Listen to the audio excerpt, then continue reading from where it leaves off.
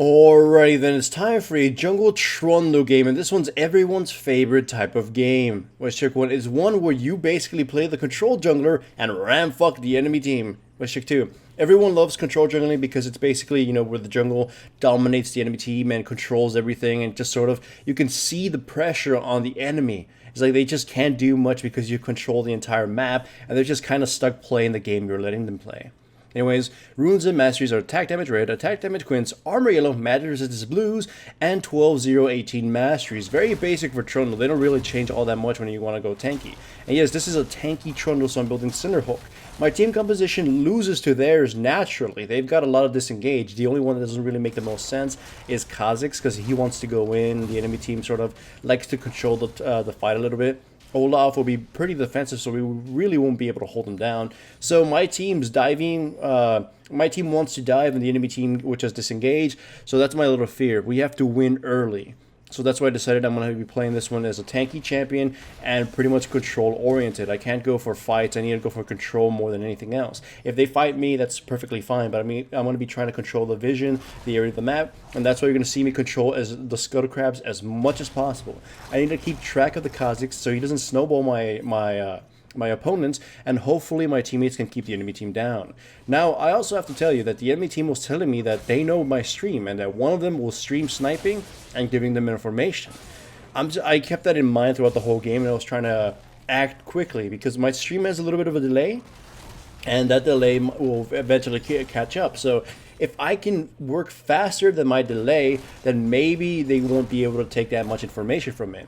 Otherwise, I told you, I'm going for the control, so I'm going to be monopolizing the chicken vision, and I'm going to be monopolizing the scuttle crabs as much as possible. With the chicken vision, I can clear any wards around anywhere I trigger it, and then with the scuttle crabs, I'll pretty much be able to 100% guarantee I know what Kha'Zix is. Like here, I catch a pink ward, easily take it down, and for whatever reason, Kha'Zix decides to pick a fight with me. There's one rule in the jungle, right? One rule in the land of the woods. You don't fuck with Trundle 1v1. Especially if you're someone squishy like Kha'Zix. You don't do it, just ever. Trundle is arguably the strongest jungle duelist in the game. Hell, at level 6, it's undisputed. You can't even say anyone can beat him at level 6 unless they're a lot stronger, double buffed and super itemized. Trundle just fucks anyone up. That death by the Kha'Zix has pretty much guaranteed that I'm going to be fucking over his jungle. As long as I can keep an eye on him, I can go to him and just force him out. Anyways, I go for a gank against the Olaf because he was stuck around his minions and he had already just moved a little bit too close. So it makes it very easy for me to just catch him, kill him, and then eventually I do have to flash and bite him because Yasuo disengaged a little too early. I don't think he thought that I was going to go for it, but still, it's all good. Thanks to this, I'm able to basically secure Yasuo's win. Yasuo was losing to the Olaf pretty hard because Olaf naturally kicks Yasuo's ass. So top lane completely guaranteed is Yasuo's. Now if he wants to farm it, he'll be safe. So that's one lane won, or at least one lane secure. So now I can focus on mid and bottom lane. And like I told you, I'm making sure I can control these scuttle crabs, and I have the chicken vision as much as possible. I'll clear any wards I see, and I'm maybe switching to the I switch to the red trinket as well real quickly. I'm going for the control. And now that top lane is basically Yasuo's, or at least he can sort of aggro the enemy team, become a magnet where he can just split push all day and then force somebody out there. I can control bottom lane. You can see me here. Scuttle Crab's controlled. I pink that lane, that bush there, and I'm just trying to search around for the enemy Kha'Zix. I find him. He spots me. He goes over the wall, but that's a death sentence because I know he doesn't have a flash, and now I can just put a wall in his path and force him to slow down. Fizz also reacts properly to this, although he does miss his ultimate, and we managed to kill Kha'Zix. Janna did not get there in time to save his life. So now we control this. I'm taking out any pink wards. That was actually kind of smart of the enemy team. I think they realized I was going for a control game, so one of them pink warded their blue buff. So I'll be able to at least control that area, and they were able just to sort of respond to that. Either way, I know where Janna is. She's going to go through this bush, so I throw them up my wall, and thankfully, luckily, it catches her. So me and Alistair go for the kill. It's rather slow because she's got a lot of summoner spells, she's got her ultimate, and she's doing her very damn best to survive. Kha'Zix shows up, but he can't do any damage. The teleport comes in, Yasuo shows up, and we trap the Janna and kill her as well. And then Caitlyn, I think she gets a little too close right now. Caitlyn gets a little too close, so Yasuo jumps in on her, murders her ass. Well, Malister has to flash over and kill her ass.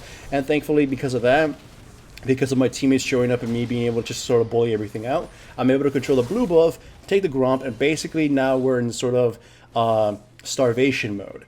We tower dive the Anivia because there's absolutely nothing she can do. My wall wasn't that good right there. It almost got me killed. Thankfully, we kill her and I survive, and so we're able to control this bottom lane. Basically, this is one of the things you do as a control jungler. If the enemy team composition is something that's going to destroy your team, you need to control them. You need to starve them out. I've been making this a sort of topic for my latest video, starving out your opponents. If you can't beat them in team fights or push against them very, cleanly, if let's say it would take you too much effort, it would be too risky, then you need to starve them out. Become stronger than them through farm, through control of objectives, and then force the fight. Don't get a little too, cocky. Like right now, it's about 60 minutes in, and the only thing that can screw us over right now is maybe Fizz or Yasuo getting a little too greedy like they were sort of here. Thankfully, Fizz took out somebody before he got dropped, so it's not a total loss. But my worry right now is that if I don't finish this game fast, or at least secure enough objectives that the enemy team can't possibly recover except by some huge miracle, then maybe one of my teammates might throw it, because that's usually what happens in solo queue. Either way, as you can see, we're just kind of controlling everything. The enemy team is forced to the turrets already. We're constantly taking all the jungle farm we can that we see, and we're governing dragon to respawns, essentially. Whenever it respawns, we're going to take it. This is control 101. Don't force fights, just go, well, actually here, Yasuo kind of forces the fight, and then I put in my wall, and then I get trapped by Anivia's wall within my wall as well, so I'm just kind of stuck here, just left to die. That was very unfortunate for me. And by the way, one fun thing about the walls, I think I'm gonna blame this on spaghetti code, but it is something that makes Trundle's walls and I guess Anivia's walls really powerful too. They're really oddly shaped for the map, and your movement just doesn't properly register, I guess. So when you click to move through them or just anywhere around them, even if you can't go through them, your character is going to go anyways, and it's going to make the attempt, so they're just going to naturally get themselves stuck. It's just some really weird movement, so you got to be really careful when moving around walls, because your character might be stupid. Either way, as you can see, still taking control of the scuttle crabs, still trying to scan for wards, still controlling the chicken buff whenever it's up. It's just like right here, I just took a chicken buff again and I killed another ward. I was hoping I wouldn't have to do that, but still. Good enough. I kill some ward, get some extra gold and whatnot. But as you can see, everything in the enemy jungle, everything is ours. You can see the gold difference. I know it's 12 kills, but the enemy team hasn't been able to free farm as much as my team has. Look at the humongous disparity in gold between Lucian and Caitlyn. Lucian has so much gold and doesn't even have that much difference in kills. 0-0-2, and the Caitlyn, until she just died right now, was at 1-2 and 1. So it's not like, disgustingly unfair. It's just I was able to exert control over the enemy jungle and put pressure on them, so the enemy Janna and Caitlyn were constantly distracted and constantly playing on the defensive. This is, again, control jungle 101. You become a magnet for your team. Essentially, the enemy is so forced to deal with you and hopefully a laner that you've able to, protect their lane or allow them to snowball, that the enemy team can't really mount a counteroffensive, because otherwise, they'll lose a bunch of other things. One of the other key things about control jungling, and I kind of alluded to it just now, is that if you're able to secure a lane somehow, let's say your top lane is a Riven and they want to kill people, if you're able to make sure that Riven does that without getting killed, let's say you ward for her, you clear any wards that the enemy puts down, you put pressure on the enemy jungler so no, they can't come and try to kill Riven, and the Riven just gets to naturally beat her opponent, that's control jungling right there. You essentially, quote-unquote, ganked for her by not allowing the enemy to interfere. She gets to do whatever she wants without fear of anything else, and if she can naturally dunk her opponent, she'll just win her lane. So here, as you can see, we told Yasuo to split push top lane, and once we saw that the enemy had split up their forces, we easily took this tower, and now we're sort of just inching our way forward. We're not really going for kills again, mind you. We're going for lucky kills or a pick-off.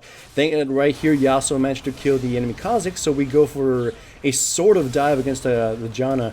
I flashed over just to make sure she died. That resulted in me getting killed just because all the CC flew on me, and I died like a bitch, kind of. But thankfully, the Fizz is able to get a few more kills here as well, so boom. And my trade-off isn't as terrible as it could have been. So yeah, the game is pretty much kind of done, but you can see the immense disparity between both of us. Yeah, so ganking junglers, or a team that relies on maybe having their ganker jungler fix their lanes against really aggressive opponents or that kind of shit, will lose to a really strong control jungler. It's not to say that Trundle can't work as a ganking jungler, but control jungling was Trundle's MO a long time ago, and he's still able to do that. It's control jungling. It takes a lot of knowledge when it comes to jungle, because if you do it wrong, you might just die and lose all the advantages you had. But as you can see, if you do this right, and if your teammates at least support you somewhat, or at least don't let their laners come in and interfere and try to kill you, then you'll pretty much sink the enemy jungler. The enemy Kha'Zix, because of, I would have to say, because he tried to fight me 1v1, that kind of set the tone for the whole thing, kind of lost his own jungle. If he didn't fight me 1v1, maybe I would have had a little bit more difficulties, but eventually Trundle just sort of forces his way into your jungle unless you defend it. But still, I'll go over it again. I controlled the Scuttle Crabs as much as possible. I took the red trinket very early. I monopolized the chicken vision so I can keep clearing wards. I brought a pink ward early, and I made sure to look out for the enemy Kha'Zix as much as possible and try to respond to him, just so I can let my laners sort of win. I helped out the Yasuo because Olaf is a natural counter to him, and by helping him beat the Olaf, Yasuo was able to basically take free reign of top lane, and I wouldn't have to worry about him, and he'd be a magnet for the enemy team, and I'd be able to control bottom lane and the enemy blue side jungle. Keep those in mind next time you play a control heavy jungler, or if you're going to fight someone like Trundle, what you need to do to avoid getting ram fucked by him. Hooray for Trundle! This channel is supported by my sponsors, Crunchyroll and Loot Crate. Check out the description below for links to the websites. Signing up for any trials, including Crunchyroll's free anime trial, greatly supports my channel. Also remember to give the video a like to support the channel and subscribe if you haven't yet.